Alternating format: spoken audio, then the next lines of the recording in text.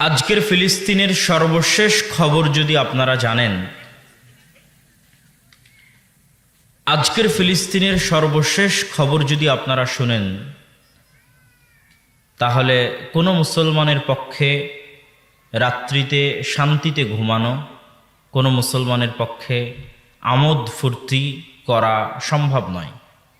তাদেরকে এই অবস্থায় দেখে এবং এই অবস্থায় রেখে সমগ্র গাজা থেকে মুসলমানদেরকে বিতাড়িত করে দিয়ে মিশরের সীমান্তবর্তী রাফাহ ক্রসিংয়ে অস্থায়ী তাঁবুতে ১৯ থেকে ২০ লক্ষ গাজার অধিবাসী মুসলমানেরা গাদাগাদি করে একদম পশু প্রাণী যেভাবে বসবাস করে সেভাবে তাদের দিনাতিপাত করছে। এবং ইসরায়েল চেষ্টা করছে যে রাফা ক্রসিংয়ে আশ্রয় নেওয়া এই অঞ্চলগুলোতেও আক্রমণ করবে, যদিও এখনও করেনি এই অঞ্চলে, কিন্তু করবে, এটা তার চিন্তা ভাবনা।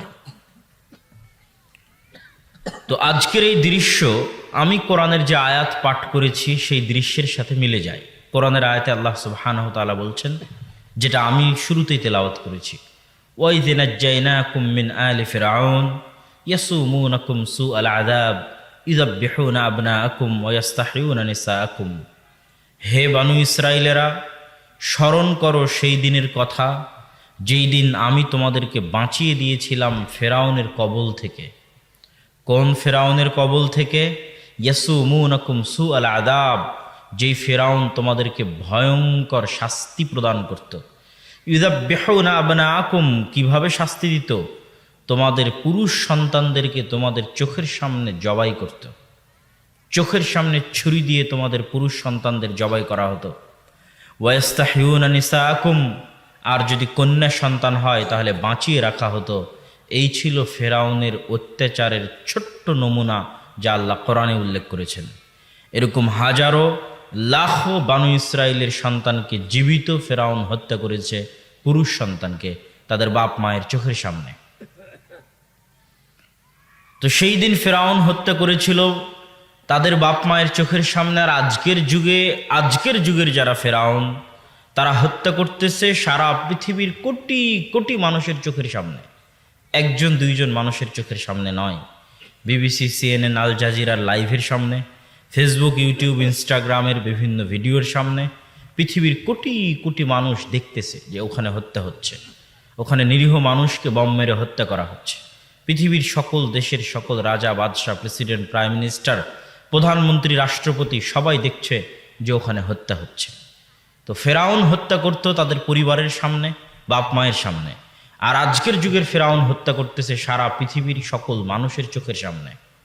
তাহলে ওই যুগের বানু ইসরাইলেরা ওই যুগের ফেরাউনের যেমন গোলাম ছিল, আজকের যুগের মুসলমানেরা আজকের যুগের ফেরাউনের তার চেয়ে বেশি গোলাম, তার চেয়ে বেশি বড় কৃতদাস। ওই যুগের বানু ইসরাইলদের ওই যুগের ফেরাউনের কাছে যতটুকু ভ্যালু ছিল, মূল্য ছিল, আজকের যুগের মুসলমানদের আজকের যুগের ফেরাউনদের কাছে অতটুকুও মূল্য নাই। যেটা আল্লাহ সুবহানাহু ওয়া তাআলা কোরআনে উল্লেখ করেছেন যে কীরকম গোলামির জীবন বানু ইসরাইলের ছিল, আল্লাহ উল্লেখ করেছেন যে তাদের চোখের সামনে তাদের ছেলেকে জবাই করা হবে, বাধা দিতে পারবে না। এই রকম গোলামি ছিল তাদের জীবনে। আর আমাদের জীবনে তার চেয়ে বড় এবং বেশি ভয়ঙ্কর গোলামি ঝুলছে আমাদের গলায়, যে সারা পৃথিবীর মানুষের সামনে হত্যা করছে কিন্তু কেউ বাধা দেওয়ার নাই। এতটা মূল্যহীন আমরা হয়ে গেছি এই পৃথিবীতে। তো এখানকার শিক্ষাটা কোথায় থেকে আমরা পাবো? আজকে আপনি এখানে বসে আছেন, মনে করছেন খুবই আরামে আছি, ওই দিন যে আপনার আসবে না এটার কোনো গ্যারেন্টি নাই। এই যে অল্প কয়েকদিন আগেই, গতকাল না পরশুদিন, রাজধানী ঢাকার বেইলি রোডে যে জ্বলন্ত আগুনের মধ্যে নিঃশ্বাস বন্ধ হয়ে 45, 46 থেকে 50 জন মানুষ যে মারা গেল, কেউ আগুনে পুড়ে, কেউ নিঃশ্বাস বন্ধ হয়ে। তো তারা সামান্য সময়ের জন্য হলেও ওই কষ্টটা আস্বাদন করতে পেরেছে, যেই কষ্টটা গাজার ফিলিস্তিনের মানুষ 24 ঘন্টা ভোগ করতেছে। তো ওই দিন যে আমাদের উপর আসবে না এটার কোনো গ্যারেন্টি নাই। যেহেতু আমাদের নামের আগে মুসলমান, যেহেতু আমরা পরিচয় দিচ্ছি মুসলিম হিসেবে, সেহেতু এইরকম যে কোনো বিপদের মুখোমুখি আমাদেরকে হতে হবে। অতএব কেন আজ সমগ্র বিশ্বে মুসলমানেরা এরকম ভয়ঙ্কর দিন পার করছে তা জানা আমাদের অত্যন্ত জরুরি। প্রত্যেক মা এবং বোনের জরুরি, এবং প্রত্যেক দিনই ভাইয়ের জরুরি। এই আলোচনার শুরুর পয়েন্ট হচ্ছে আজকের যুগের মুসলমানেরা, এই যুগের বানু ইসরাইল। বানু ইসরাইল এমন একটি জাতি, যেই জাতির কথা পবিত্র কোরআনে আল্লাহ সুবহানাহু ওয়া তাআলা সবচেয়ে বেশি বলেছেন। আর দ্বিতীয় কোনো জাতির কথা এই পবিত্র কোরআনে এত বিস্তারিত আল্লাহ আলোচনা করেননি। আদ জাতি বলেন, সামুদ জাতি বলেন, কওমে লূত বলেন, কওমে নূহ বলেন, এরকম বিভিন্ন জাতির কথা আল্লাহ সুবহানাহু ওয়া তাআলা 1-2 লাইনের মধ্যে শেষ করে দিয়েছেন। আর বানু ইসরাইলের গল্প আল্লাহ সুবহানাহু ওয়া তাআলা কোরআন মাজিদে অনেক বেশি বিস্তারিত আলোচনা করেছেন, তার মধ্যে সূরা বাকারা অন্যতম। তো এত বিস্তারিত বানু ইসরাইলের গল্প পবিত্র কোরআনে আলোচনা করার কারণ কি? কারণ হচ্ছে রাসূল সাল্লাল্লাহু আলাইহি ওয়াসাল্লাম এক হাদিসে বলেছেন, সহিহ হাদিস, লাতাসলুকান্না, তোমরা অবশ্যই চলবে, আও লাতারকাবুন্না, তোমরা অবশ্যই আরোহণ করবে, প্রত্যেক ওই রাস্তায়, প্রত্যেক ওই গর্তে, প্রত্যেক যেই গর্তে বানু ইসরাইল গেছে, প্রত্যেক যেই রাস্তায় বানু ইসরাইল চলেছে। আল্লাহর নবীর হাদিস যে আমার উম্মাতে মুহাম্মাদি প্রত্যেক ওই রাস্তায় চলবে যেই রাস্তায় বানু ইসরাইলেরা চলেছে, প্রত্যেক ওই গর্তে প্রবেশ করবে যেই গর্তে বানু ইসরাইলেরা প্রবেশ করেছে। তাহলে 1400 বছর আগে রাসূল সাল্লাল্লাহু আলাইহি ওয়াসাল্লাম স্পষ্ট বলে দিয়েছেন যে আমরা একদিন বানু ইসরাইল হয়ে যাব। সুতরাং আমি যে বলছি আমরা এই যুগের বানু ইসরাইল, এটা আমি বানিয়ে বলছি না। বাক্যটা শুনতে নতুন লাগতে পারে, কিন্তু বলতেছি হাদিস থেকেই। রাসূল সাল্লাল্লাহু আলাইহি ওয়াসাল্লাম স্পষ্ট বলে গেছেন আমার উম্মত প্রত্যেক ওই গর্তে প্রবেশ করবে, ওই রাস্তায় চলবে যে রাস্তায় বানু ইসরাইল চলেছে, যেই গর্তে বানু ইসরাইল প্রবেশ করেছে। আর আমি বলছি আমরা অলরেডি সেটা হয়ে গেছি, তথা আমরা এই যুগের বানু ইসরাইল। আর এই জন্যই আল্লাহ সুবহানাহু ওয়া তাআলা কোরআন মাজিদে বানু ইসরাইলের ঘটনা এত বিস্তারিত বলেছেন, যেন উম্মতে মুহাম্মাদি সামনে রমজান আসছে, বানু ইসরাইলের ঘটনা যেন একটু মনোযোগ দিয়ে পড়ে এবং মিলিয়ে দেখে যে ওই বানু ইসরাইলদের সাথে আমাদের কি মিল আর কি অমিল। তারা কোথায় কোথায় গেছে, কেমন কি করেছে, তাদেরকে আল্লাহ কেমন কি দয়া দিয়েছে, আর আল্লাহ আমাদেরকে কেমন কি দয়া দিয়েছিল, আর আমরা কি করেছি আর তারা কি করেছে। সম্মানিত উপস্থিতি, তো বক্তব্যের শুরুতে সংক্ষিপ্তভাবে বানু ইসরাইলের একটু পরিচয় বলে নিই, কেননা আমরা যেই সমস্যায় ভুগতেছি বানু ইসরাইলেরা একই সমস্যায় ভুগেছে, যেটা ওই আয়াত দিয়ে শুরু করেছি, যে ওদের ছেলে সন্তানদের ওদের চোখের সামনে জবাই করা হয়েছে। আর আজকে আমাদের জবাই করা হচ্ছে সারা পৃথিবীর মানুষের চোখের সামনে। বিপদ একই, সেম বিপদ। ওরা ছিল ওই যুগের ফেরাউনের গোলাম, আমরা এই যুগের ফেরাউনের গোলাম। তো ওরা যেইভাবে এই ধ্বংসের রাস্তায় গেছে, আমরা এইভাবে এই ধ্বংসের রাস্তায় গেছি। ওদের জন্য উত্তরণের যে রাস্তা, আমাদের জন্য উত্তরণের সেই রাস্তা। 1400 বছরের ব্যবধানে আমরা ধীরে ধীরে বানু ইসরাইলে পরিণত হয়েছে। এই জন্য আল্লাহ বানু ইসরাইলের এত বিস্তারিত বর্ণনা পবিত্র কোরআনে দিয়েছেন, আর রাসূল সাল্লাল্লাহু আলাইহি ওয়াসাল্লাম ভবিষ্যৎবাণী করে গেছেন। তো বানু ইসরাইলকে, ইসরাইল হচ্ছে ইয়াকুব আলাইহিস সালাতু ওয়াস সালামের অপর নাম। ইয়াকুব আলাইহিস সালাতু ওয়াস সালামকে তিনি ইসহাক আলাইহিস সালাতু ওয়াস সালামের সন্তান, ইসহাক আলাইহিস সালাতু ওয়াস সালাম হচ্ছেন ইব্রাহিম আলাইহিস সালাতু ওয়াস সালামের সন্তান। তাহলে ইব্রাহিমের ছেলে ইসহাক, ইসহাকের ছেলে ইয়াকুব, ইয়াকুবের ছেলে ইউসুফ। পরপর 4 জন নবী, ইউসুফ বিন, ইয়াকুব বিন, ইসহাক বিন, ইব্রাহিম, পরপর 4 জন নবী। তো এই যে তৃতীয় স্তরে যিনি নবী, যিনি ইয়াকুব, ইয়াকুব বিন ইসহাক বিন ইব্রাহিম, ইব্রাহিমের ছেলে ইসহাক, ইসহাকের ছেলে ইয়াকুব। এই ইয়াকুবকে আল্লাহ সুবহানাহু ওয়া তাআলা 2 স্ত্রী থেকে 12 সন্তান দিয়েছিলেন, 12 সন্তান, তথা ইউসুফ আলাইহিস সালাতু ওয়াস সালাম আর তার ভাই 11 জন, মোট 12 জন। ইউসুফ যেহেতু ইয়াকুবের সন্তান, সেহেতু ইউসুফ আর তার 11 ভাই, মোট 12 জন। এই 12 জনকে বলা হয় বানু ইসরাইল বা ইসরাইলের সন্তান তথা ইয়াকুবের সন্তান। এই 12 জন এবং তাদের বাপদাদারা ইব্রাহিম, ইসহাক, ইয়াকুব সবাই ফিলিস্তিনে বসবাস করতেন, জেরুজালেম পবিত্র ভূমিতে বসবাস করতেন। আর ইব্রাহিম তার আগে বসবাস করতেন ইরাকে। ইরাকের বাগদাদ থেকে অনতি দূরে একটা তৎকালীন যুগের উন্নত শহর ছিল ব্যাবিলন, যাকে কোরআনে বলা হয়েছে বাবেল। কোরআনের একটা আয়াত আছে, বিবাবিল হারুত ওয়া মারুত, যে হারুত মারুতকে অবতীর্ণ করেছিলাম বাবেল নগরীতে। সেটাকে ইংরেজিতে বলা হয় ব্যাবিলন, বাংলাতেও লেখা হয় ব্যাবিলন, বিবাবেল। বাগদাদ থেকে অল্প দূরে, ওখানে বাড়ি ছিল ইব্রাহিম আলাইহিসসালামের। বাপ যখন বাড়ি থেকে বের করে দিয়েছে তখন তিনি হিজরত করেছেন ইরাক থেকে জেরুজালেম। আমার নবী হিজরত করেছেন মক্কা থেকে মদিনা, আর ইব্রাহিম হিজরত করেছেন ইরাক থেকে জেরুজালেম, ফিলিস্তিন, শাম বা সিরিয়া। আজকের সিরিয়া সিরিয়া নয়। কোরআন এবং হাদিসে যখনই শাম বলা হবে, যখনই সিরিয়া বলা হবে, আল্লাহুম্মা বারিক লানা ফি শামিনা, আল্লাহুম্মা বারিক লানা ফি ইয়ামানিনা, হে আল্লাহ আমাদের ইয়ামানে বরকত দিন, হে আল্লাহ আমাদের সিরিয়াতে বরকত দিন। আল্লাহর নবীর দোয়া শামের জন্য, সিরিয়ার জন্য। রাসূল সাল্লাল্লাহু আলাইহি ওয়াসাল্লাম বলেছেন, লা তাযালু তায়ফাতুম মিন উম্মতি যাহিরিন আলাল হক, আমার উম্মতের একটা দল কিয়ামত পর্যন্ত হকের উপর থাকবে। কোথায় পাবা তাদেরকে জানো? শাম, সিরিয়াতে পাবা। তো সিরিয়া মানে আজকের সিরিয়া নয়। শাম মানে আজ, লেবানন তো ভাই কালকে তৈরি হলো, জর্ডান তো কালকে জন্ম হলো, তারপরে হচ্ছে ওর আশেপাশে আর যে দেশগুলো আছে ফিলিস্তিন, এগুলোর নামকরণ কালকে হলো। এগুলো সব মিলে, এই সিরিয়া মিলে, জর্ডান মিলে, লেবানন মিলে, ইসরায়েল মিলে, ফিলিস্তিন মিলে, সব মিলেই হচ্ছে শাম। ছোট্ট একটা ভূখণ্ড, এটাকে ইংল্যান্ড, ব্রিটেন, জাতিসংঘ এরা টুকরো টুকরো টুকরো টুকরো করে কাটে এরকম 10টা-15টা দেশ বানিয়েছে। কিন্তু যেমন পশ্চিমবঙ্গ আর বাংলাদেশ যেমন আলাদা করা সম্ভব নয়, পশ্চিমবঙ্গ আর বাংলাদেশ এই অঞ্চলটা যেমন পুরোটাই বাংলা, বা এই অঞ্চলের মানুষ যেমন বাংলায় কথা বলে, ঠিক এই পুরো শাম অঞ্চলটা আলাদা করা সম্ভব নয়। লেবানন নামেও আলাদা করা সম্ভব নয়, জর্ডান নামেও আলাদা করা সম্ভব নয়, সিরিয়া নামেও আলাদা করা সম্ভব নয়, ইসরায়েল এবং ফিলিস্তিন নামেও আলাদা করা সম্ভব নয়, পুরোটাই শাম। তো আল্লাহর নবী এই শামের জন্য দোয়া করেছেন। কেন? এই শাম হচ্ছে দারুল হিজরা। কার হিজরতের জায়গা? আদি পিতা ইব্রাহিমের হিজরতের জায়গা। মুহাম্মদ সাল্লাল্লাহু আলাইহি ওয়াসাল্লাম কার সন্তান? ইব্রাহিমের সন্তান। তো মুহাম্মদ সাল্লাল্লাহু আলাইহি ওয়াসাল্লাম কাকে নিয়ে গর্ব করতেন? ইব্রাহিমকে নিয়ে গর্ব করতেন। পৃথিবীতে মিল্লাতে ইব্রাহিমের দাবিদার 3টে ধর্মই মিল্লাতে ইব্রাহিমের দাবিদার। ইহুদিরাও মিল্লাতে ইব্রাহিমের দাবিদার, খ্রিস্টানেরাও মিল্লাতে ইব্রাহিমের দাবিদার, মুসলমানেরাও মিল্লাতে ইব্রাহিমের দাবিদার।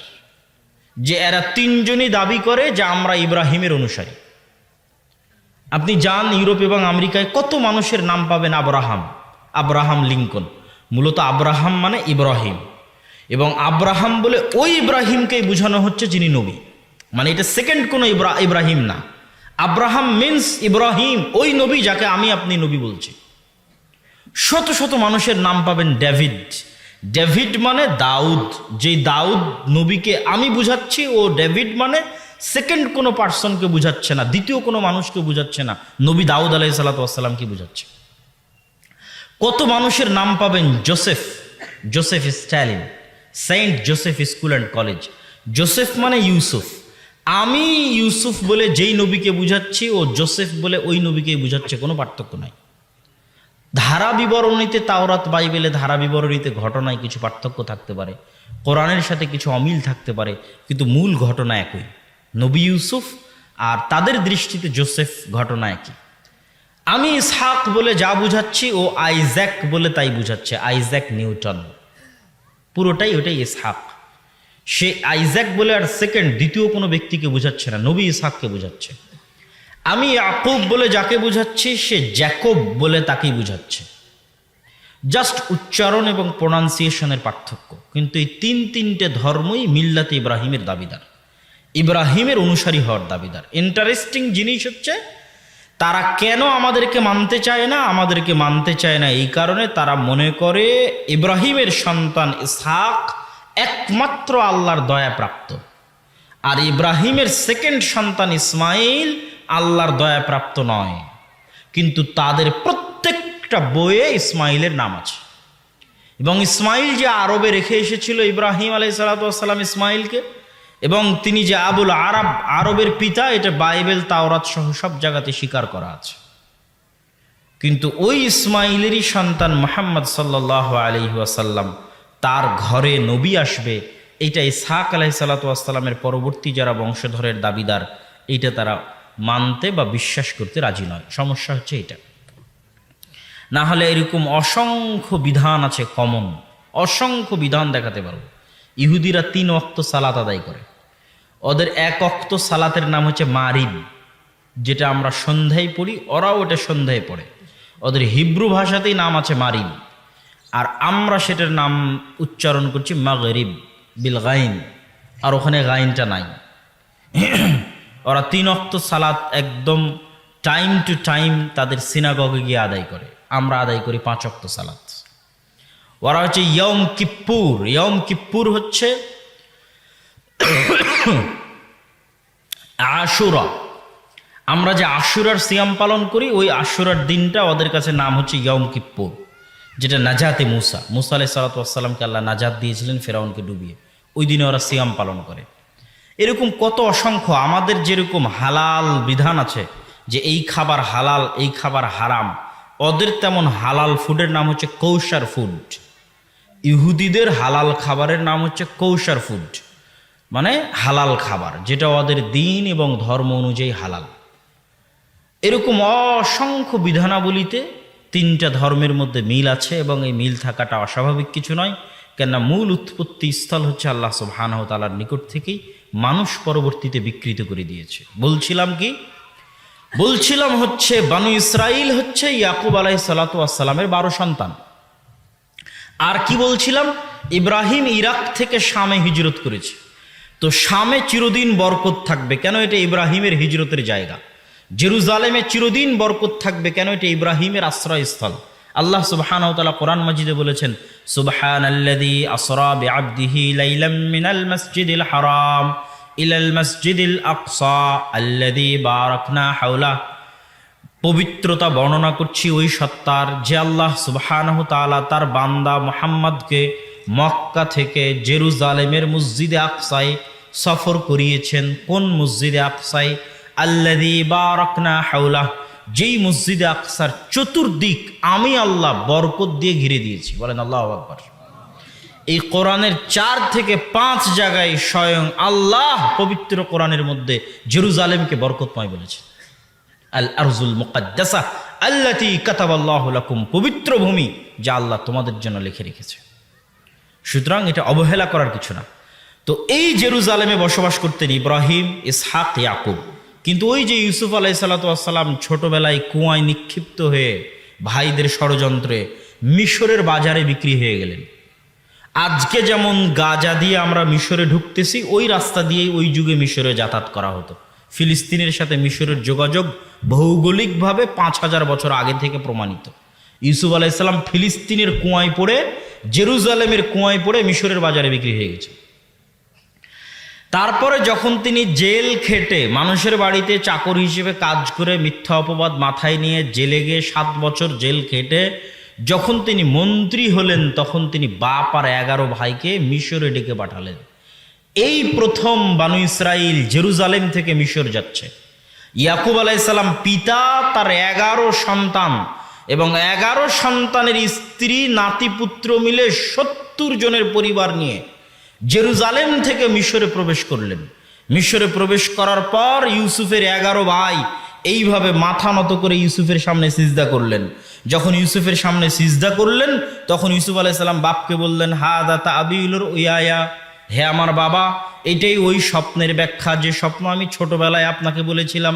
ইন্নী রাআইতু আহাদা আশারা কাওকাবান, যে আমি স্বপ্নে দেখছি 11টা তারকা আমাকে সিজদা করছে। এই যে 11টা তারকা আমার 11 ভাই আজ মিশরে আমাকে সিজদা করতেছে, এটাই ওই স্বপ্নের ব্যাখ্যা। এই যে ইউসুফ আলাইহিস সালাম মন্ত্রী থাকা অবস্থায় জেরুজালেম থেকে বানু ইসরাইল ইয়াকুবের 11 সন্তান 70 জনের পরিবার মিশরে চলে আসলো। ইউসুফ আলাইহিস সালাম তো মারা গেলেন, মন্ত্রিত্ব হারিয়ে গেল, রাজত্ব হারিয়ে গেল, ফেরাউন ক্ষমতায় আসলো। তো আগের সরকারের যে জোট থাকে, পরের সরকার ওর ওপর খুব কঠোর শাস্তি চালায়। তো আগের সরকারের মন্ত্রীর দায়িত্ব পালন করেছে, সহযোগীর দায়িত্ব পালন করেছে ইউসুফ আর তার ভাইয়েরা। তো পরে যখন এদেরকে সরকার থেকে উল্টিয়ে দিয়ে ফেরাউন ক্ষমতায় এসেছে, তখন যাদের উপর জুলুম আর অত্যাচার চালিয়েছে তাদের মধ্যে বানু ইসরাইল পড়ে গেছে। আরো বেশি কেন পড়েছে? যত ধর্মগুরু আছে সব ধর্মগুরু বলে যে আপনার ক্ষমতা হারিয়ে যাবে এই বানু ইসরাইলের সন্তানদের কাছে, আপনার ক্ষমতা ধ্বংস হয়ে যাবে, বানু ইসরাইলের কোনো সন্তান আপনার ক্ষমতা নিয়ে নেবে, বানু ইসরাইলের কোনো সন্তান আপনার ক্ষমতা নিয়ে নেবে। ক্ষমতা হারানোর ভয়ে ফেরাউন যত ছেলে সন্তান জন্মগ্রহণ করে সবকে জবাই করে। এই দীর্ঘ গোলামির জীবন চলেছে, ইতিহাস বলছে 300 থেকে 400 বছর। 300 থেকে 400 বছর। ইউসুফ আলাইহিসসালামের মৃত্যুর পর থেকে নিয়ে মুসা আলাইহিসসালামের আগমন পর্যন্ত 400 বছরের ব্যবধান। মুসা আলাইহিসসালাম তাদের মধ্যেই জন্মগ্রহণ করেছেন যাদেরকে ইউসুফ আলাইহিসসালাম রেখে গেছেন। ইয়াকুব আলাইহিসসালামের 11 সন্তানের পরবর্তী বংশধর হচ্ছে মুসা আলাইহিসসালাম, মুসার হারুন, ওই একই বংশ। ইউসুফ তারপরে মুসা, মধ্যেখানে আর কোনো নবী নাই। 300 এবং 400 বছর পর মুসা আলাইহিসসালাম আসলেন। তো মুসা আলাইহিসসালামের লম্বা ঘটনা আমাদের উদ্দেশ্য নয়, আমাদের উদ্দেশ্য হচ্ছে বানু ইসরাইলদের অবস্থা বর্ণনা করা। লম্বা ঘটনা শেষে মুসা আলাইহিসসালাম বানু ইসরাইলদের নিয়ে আল্লাহ কোরআনে বলছেন ওয়াইজ নাজ্জাইনাকুম মিন আলি ফিরআউন, আর এক আয়াতে বলছেন ওয়াইজ ফারাকনা বিকুমুল বাহরা ওয়া আগরাকনা আলা ফিরআউন, আমি সমুদ্রকে চিরে দিলাম তোমাদের জন্য, ভেড়ে দিলাম। তো মুসা আলাইহিসসালাম বানু ইসরাইলদের নিয়ে পালিয়ে যাচ্ছিলেন না, মুসা আলাইহিসসালাম বানু ইসরাইলদের নিয়ে রিটার্ন ব্যাক করছিলেন বাপদাদার আদি ভিটায়। বাপদাদার আদি ভিটা কোনটা বলেন? জেরুজালেম, ফিলিস্তিন। ওই যে ইয়াকুব আলাইহিসসালাম আসছিল, যেখানে ইসহাক ছিল, ইব্রাহিম ছিল, ইয়াকুব ছিল, এটা ছিল জেরুজালেম। ওখান থেকেই তো ইয়াকুব আর ঈসা এসেছেন মিশরে। তো আজকে মুসা আলাইহিসসালাম এখান থেকে আবার ফিরে যাচ্ছে ওখানে, পালিয়ে না, আবার পুনরায় ফিরে যাচ্ছে বাপদাদার ভূমিতে। এবং বানু ইসরাইলের রেওয়ায়েতে আছে, এতক্ষণ যেগুলো বলছে এগুলো কোরআনেরই ঘটনা, কিন্তু এখন যেটা বলবো এটা বানু ইসরাইলের রেওয়ায়েত, এই জন্য সত্য মিথ্যা জানি না, আল্লাহ ভালো জানে। বানু ইসরাইলের রেওয়ায়েতে আছে যে ইয়াকুব আলাইহিসসালামও মরার সময় ওসিয়ত করেছিলেন আমাকে কবর দিবা জেরুজালেমে। তো ইয়াকুব আলাইহিসসালামের কবর হয়েছে জেরুজালেমে। ইউসুফ আলাইহিসসালামও মরার সময় ওসিয়ত করেছেন তোমরা আমাকে কবর দিবা জেরুজালেমে, মাটি দিবা জেরুজালেমে। তো ইউসুফ আলাইহিসসালাম মরার পর থেকে নিয়ে নাকি তার লাশকে মমি করে রাখা ছিল, যে কবে আমরা জেরুজালেম যাব সেই দিন ইউসুফ আলাইহিসসালামকে আমরা ওখানে কবর দিব। তো এই বানু ইসরাইলের রেওয়ায়েতে আছে যেই দিন মুসা আলাইহিসসালামেরা বানু ইসরাইল নিয়ে সমুদ্র পার হচ্ছেন, আল্লাহ 12টা রাস্তা তৈরি করে দিলেন সমুদ্রের মধ্যে ইয়াকুবের 12 সন্তানের 12 বংশের জন্য। ওই দিন তাদের হাতে ইউসুফের লাশের মমিও ছিল। এটা কিন্তু কোনো সহিহ হাদিস দ্বারা প্রমাণিত নয়, ইসরাইলি রেওয়ায়াত, যে ওই দিন ইউসুফ আলাইহিসসালামের লাশের মমিও তাদের সাথে ছিল। তারা এই লাশের মমি নিয়ে গিয়ে জেরুজালেম বিজয় করে তারপর ইয়াকুব আলাইহিসসালামের পাশে ইউসুফ আলাইহিসসালামের কবর দিয়েছে। বাকি আল্লাহু আ'লাম বিস-সাওয়াব, সত্য মিথ্যা আল্লাহ সুবহানাহু ওয়া তাআলা ভালো জানে। কিন্তু ঘটনা যে একটা আর একটার সাথে কানেক্টিং, এইটা বোঝানোর জন্য আমি এটা বললাম, যে তারা পালিয়ে যাচ্ছে না, বাপদাদার আদি ভিটায় ফিরে যাচ্ছে, এটা বোঝানোর জন্য। যে ইউসুফের লাশ মিশর থেকে নিয়ে যাবে জেরুজালেমে, ওখানে গিয়ে মাটি দিবে ইব্রাহিমের পাশে, ইসহাকের পাশে, ইয়াকুবের পাশে, অথচ ইউসুফ ছিলেন মিশরে। তো এই ঘটনা দেখার পর বানু ইসরায়েলেরা চোখের সামনে দেখলো যে ফেরাউন ডুবে গেল এবং আল্লাহ তাদের জন্য সমুদ্রের মধ্যে রাস্তা তৈরি করে দিলেন। তারপরে মরুভূমি। আপনি আজকেও যদি ম্যাপে ঢুকেন যে মিশর থেকে ফিলিস্তিন যেতে হলে আপনাকে সমুদ্র পাড়ি দিতে হবে লোহিত সাগর। লোহিত সাগর পাড়ি দেওয়ার পর বাংলাদেশের মতো 3 গুণ থেকে 4 গুণ এরিয়া মিলে একটা বিশাল মরুভূমি আছে, সেই মরুভূমির নাম সিনাই মরুভূমি। এই মরুভূমি শেষ হলে ফিলিস্তিন শুরু হবে, জেরুজালেম শুরু হবে। এই মরুভূমিতে কোনো মানুষজন বসবাস করে না, এখনো করে না, সেই কালে তো আরও করতো না। তাহলে মুসা আলাইহিসসালাম বানু ইসরাইলদের নিয়ে সমুদ্র পার হয়ে মরুভূমিতে পড়ে গেলেন। এই মরুভূমিতেই তুর পাহাড় আছে, যেই তুর পাহাড়ের ঘটনা আপনারা শুনেন, ওই তুর পাহাড় সিনাই মরুভূমির মধ্যে অবস্থিত। তো মুসা আলাইহিসসালামকে তার কওম বলল, কোরআন মাজিদে আছে সূরা বাকারাতে, ওয়াইজ ইসতাসকা মুসা লিকওমিহি ফাকুল নাজরিব বিআসাকাল হাজারা ফানফাজারাত মিনহু ইসনাতা আশারাতা আইনা ক্বাদ আলিমা কুল্লু উনাসিম মাশরাবাহুম। যখন মুসার কওম মুসাকে বলল যে এই মরুভূমিতে পানি কোথায়, পানি কোথায়, সমুদ্রের লবণাক্ত পানি আমরা খেতে পারি না, আর মরুভূমিতে পানির ব্যবস্থা নাই, তোমার আল্লাহকে বলো সুমিষ্ট পানির ব্যবস্থা করে দিতে। তখন আল্লাহ সুবহানাহু ওয়া তাআলা কোরআন মাজিদে সূরা বাকারায় বলছেন, আমি মুসাকে বললাম তোমার হাতের যে লাঠি আছে এই লাঠি দিয়ে পাথরে আঘাত করো। মুসা আলাইহিস সালাম লাঠি দিয়ে পাথরে আঘাত করলেন, ফানফাজারাত মিনহু ইসনাতা আশারাতা আইনা, ওই পাথর থেকে 12টা ঝর্ণাধারা প্রবাহিত হলো। বলেন আল্লাহু আকবার।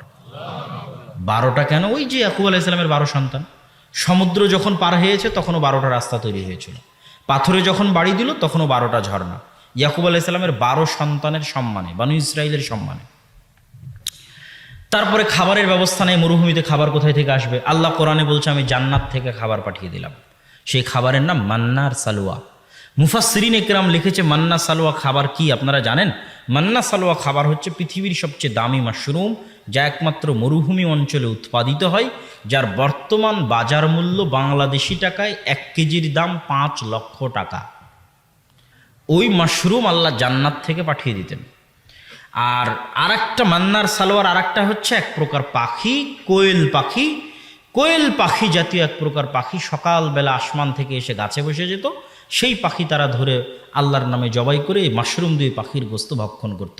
এই হলো মান্নার সালোয়া খাবার, যা জান্নাত থেকে আসতো। এটা আল্লাহ কোরআনে বলছেন যে আমি তাদেরকে এই খাবার দিয়েছি।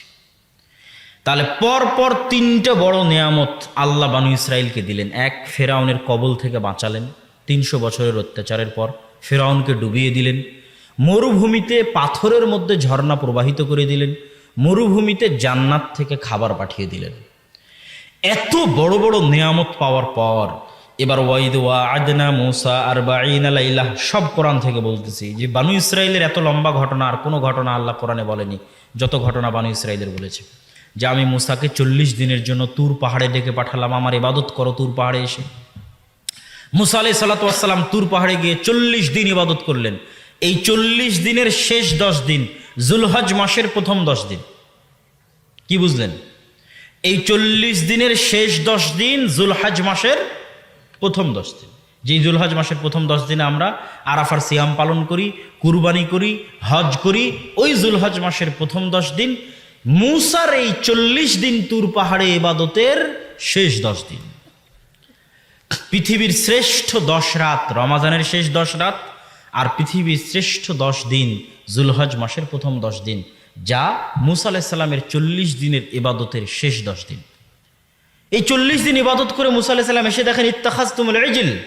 আর যাদেরকে আল্লাহ ফেরাউনকে ডুবিয়ে বাঁচিয়ে দিল, যাদের জন্য আল্লাহ ঝর্ণা দিয়ে পানি প্রবাহিত করলো পাথর থেকে, জান্নাত থেকে খাবার পাঠিয়ে দিল, এরা বাছুরের পূজা করা শুরু করেছে। বলেন নাউজুবিল্লাহ। মূসা আলাইহিস সালাম দেখে তো হতবাক, মাথা গরম, পায়ের রক্ত মাথায় উঠে গেছে। ভাইয়ের দাড়ি ধরে দিয়েছে টান, করেছো কি তুমি? ভাই বলে আমি কি করব, অনেক বাধা দেওয়ার চেষ্টা করেছি, শোনেনি। কত বড় নিমক হারাম, ধোকাবাজ কওম। যাই হোক, যা হলো হলো। আল্লাহ তাদের জন্য বললেন তোমরা পরস্পর পরস্পরকে হত্যা করো। বানু ইসরায়েলেরা পরস্পর পরস্পরকে হত্যা করতে লাগলো। হত্যা না করলে ক্ষমা নাই। হত্যা করতে করতে কতজন যে মারা গেছে এক এক মুফাসসির এক এক বর্ণনা দিয়েছেন। তো মূসা আলাইহিস সালাতু ওয়াস সালাম এক পর্যায়ে আল্লাহর কাছে দোয়া করলেন, আল্লাহ এইভাবে বানু ইসরায়েল যদি একজন আরেকজনকে হত্যা করতে থাকে সব শেষ হয়ে যাবে, ক্ষমা করে দেন। একটা পর্যায়ে গিয়ে আল্লাহ ক্ষমা করে দিলেন। মূসা আলাইহিস সালামকে আল্লাহ তুর পাহাড়ে তাওরাত দিলেন। তাওরাত নিয়ে এসে বানু ইসরায়েলকে বললেন এই যে তাওরাত আল্লাহ দিয়েছে। তখন বানু ইসরায়েল বলল লান নুমিনা হাত্তা নারাল্লাহ জাহরাতান, এগুলো তাওরাত আমরা মানি না, যতক্ষণ তোমার আল্লাহকে না চোখে দেখবো ততক্ষণ মানবো না। বলেন নাউজুবিল্লাহ। এর চেয়ে বড় চোখে দেখার আর কি আছে যে তোমরা দেখলা ফেরাউন ডুবে গেল? এর চেয়ে বড় চোখে দেখার কি আছে যে তোমাদের চোখের সামনে পাথর থেকে পানি বের হচ্ছে, দেখতে পাচ্ছ? এখনো প্রতিদিন জান্নাত থেকে খাবার আসছে, দেখতে পাচ্ছ? লজ্জা লাগে না এটা বলতে যে আল্লাহকে না দেখলে তাওরাতে ঈমান আনবো না? এগুলো সব কথা আল্লাহ কোরআনে বলেছে। বলতে বলতে এক পর্যায়ে তারা কি বলল? কোরআনে আল্লাহ বলছেন লান নাসবিরা আলা তুআমিন ওয়াহিদ ফাদউ লানা রাব্বাক ইউমবিত লানা। হে মূসা, তোমার আল্লাহকে বলো প্রত্যেক দিন এক খাবার আমাদের ভালো লাগে না, এই প্রত্যেক দিন একই খাবার, মান্নার সালোয়া মান্নার সালোয়া মান্নার সালোয়া, মাশরুম আর কোয়েলের গোস্ত, মাশরুম আর কোয়েলের গোস্ত, এই এক খাবার আমাদের প্রত্যেক দিন ভালো লাগে না। তো এই মরুভূমি থেকে, এই মরুভূমির মাটি থেকে তোমার আল্লাহকে বলো শসা, গাজর, পেঁয়াজ, রসুন, আদা, চাল, ডাল উৎপাদন করে দিতে। মূসা আলাইহিস সালাতু ওয়াস সালামকে আল্লাহ বললেন শোনো, তুমি এদেরকে বলো যে এই মরুভূমি শেষ হলে উর্বর ভূমি আছে, তার নাম জেরুজালেম, আল আরজুল মুকাদ্দাসা আল্লাতী কাতাবাল্লাহু লাকুম, পবিত্র ভূমি। তোমাদের যদি এতই পেঁয়াজ, রসুন, আদা, চাল, ডালের দরকার হয় তোমরা যুদ্ধ করে জেরুজালেম বিজয় করো, যা লাগাবা তাই আবাদ হবে। আল্লাহ আদেশ দিয়ে দিলেন যুদ্ধ করো। এরা তখন উত্তরে বলল ইযহাব আনতা ওয়া রাব্বুকা ফাকাতিলা, মূসা তুমি আর তোমার আল্লাহ গিয়ে যুদ্ধ করো। বলে নাউজুবিল্লাহ। তোমরা গিয়ে যুদ্ধ করে যুদ্ধ যেই দিন শেষ হয়ে যাবে সেই দিন আমাদেরকে বলিও, আমরা আসব। কি ভয়ঙ্কর ব্যবহার আল্লাহর সাথে। একদিকে আল্লাহর নিয়ামতগুলো দেখেন, আরেকদিকে এদের ব্যবহার দেখেন। এই ব্যবহারগুলোতে মূসা আলাইহিস সালামের মনটাই খারাপ হয়ে গেল। উনি বললেন আল্লাহ আমি আর এই জাতির দায়িত্ব পালন করতে পারবো না, আমি আমার আর আমার ভাই হারুনের দায়িত্ব পালন করতে পারবো, এদের বিষয়ে আপনি যা ইচ্ছা করেন। আল্লাহ আযাব নাজিল করলেন 40 বছরের, ইয়াতিহুনা ফিল আরদি 40 সানা, 40 বছরে মরুভূমিতে পাগলের মতো ঘুরপাক খেতে হবে। ঘুরপাক খেতে খেতে মুসা আলাইহিস সালাতু ওয়াস সালাম মারা গেলেন। নতুন নবী হলো ইউশা বিন নুন।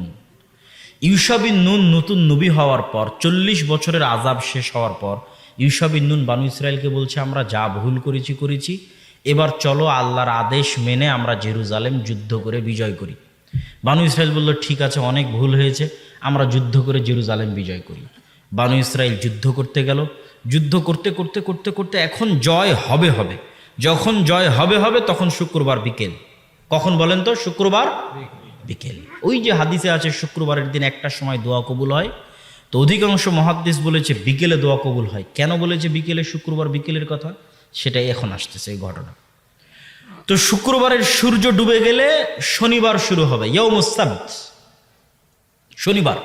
শনিবার শুরু হলে ইহুদি ধর্ম অনুযায়ী যুদ্ধ নিষিদ্ধ, ইবাদতের দিন, যুদ্ধ বন্ধ। তাহলে যুদ্ধ চলতে চলতে যদি বন্ধ হয়ে যায়, তাহলে আবার যখন রবিবারের দিন যুদ্ধ শুরু হবে, এই রকম অবস্থায় আর ফিরে আসা যাবে কিনা তার গ্যারেন্টি নাই।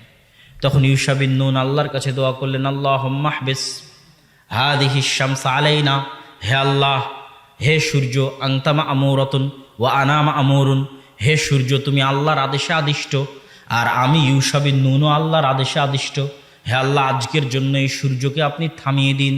আমাদের নবী মুহাম্মদ সাল্লাল্লাহু আলাইহি ওয়াসাল্লাম বলছেন, ইন্নাশ শামসা লাম তুহবাস আহাদিন, সূর্য আল্লাহ সৃষ্টি করার পর থেকে নিয়ে আজ পর্যন্ত কোনোদিন থামেনি।